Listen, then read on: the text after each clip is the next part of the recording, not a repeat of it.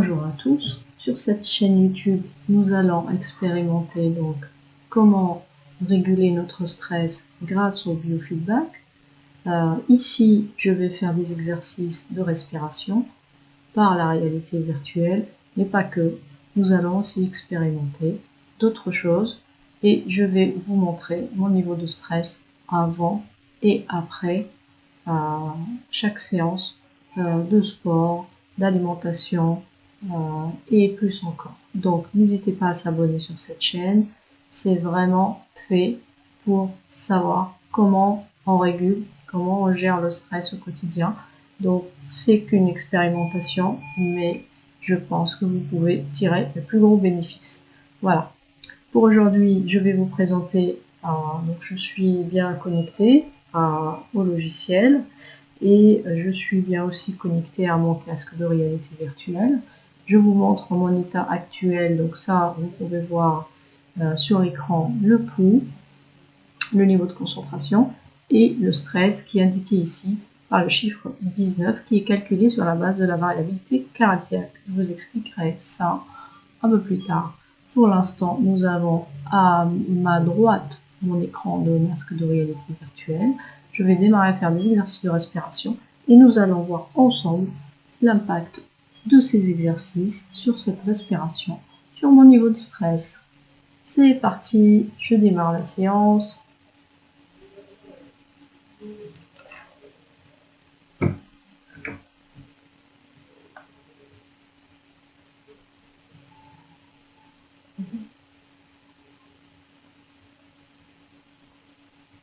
Si vous ressentez une gêne, retirez simplement les pinces.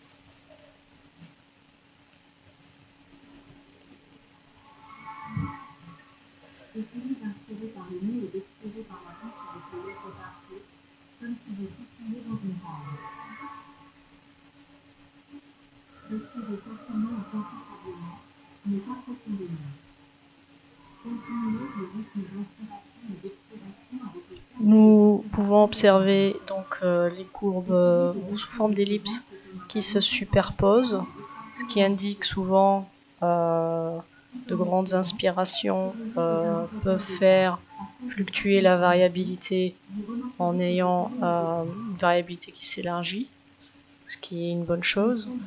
L'objectif effectivement c'est d'observer l'évolution des ellipses, mais c'est surtout de voir le résultat à la fin de l'exercice, parce que des fois on peut avoir une ellipse qui se réduit ponctuellement pour des fois une courte hyperventilation contrôlée. Et aujourd'hui on cherche, donc là on est dans des exercices de respiration plutôt calmes, plutôt relaxants, donc logiquement on va avoir une tendance des courbes et des ellipses qui s'élargissent. Donc on voit par rapport à la référence, c'est-à-dire la première ellipse qui s'est dessinée, on voit qu'on est de plus en plus large et de plus en plus haut, qui fait qu'on observe une amélioration nette de la variabilité cardiaque, ce qui pourrait éventuellement induire à une baisse du stress qui va être permanente jusqu'au prochain événement qui va nous faire augmenter notre stress. Mais pour cette vidéo, nous pouvons juste observer l'importance du biofeedback et ce que peut nous donner comme information sur notre niveau de stress et surtout sur l'efficacité d'un exercice de respiration ou un autre. Il se peut qu'on fait des exercices de respiration qui ne conviennent pas du tout et que finalement notre stress il finit par augmenter. Alors, nous observons ici également une légère augmentation du stress parce qu'il y a quelques apnées, donc le corps il interprète ça souvent comme oula, je suis à risque, attention, on respire plus. Donc ce qui fait que le stress augmente ponctuellement. Voilà. Le pouls il est légèrement, on va dire, stable, on va dire, donc il augmente et il a tendance à augmenter dans les phases d'inspire et à baisser, voire baisser considérablement dans les phases d'apnée, quand les apnées sont courtes. Donc là, on alterne une phase d'inspiration, une phase d'apnée, une phase d'expiration et une phase d'apnée. Donc pour l'instant, c'est ce qu'on observe sur la droite au niveau des exercices qui sont faits.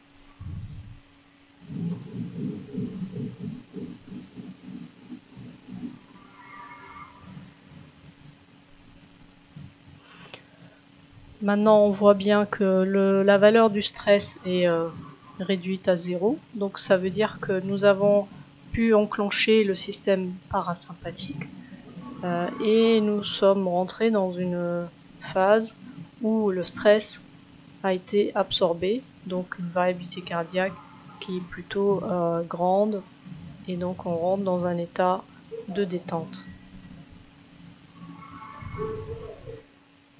Ce qui est pas mal aussi à observer, c'est que nous sommes dans un laps de temps assez court tout de même, avec un exercice entre 3 et 5 minutes seulement.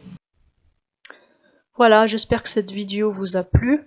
N'hésitez pas à vous abonner, à liker et à suivre.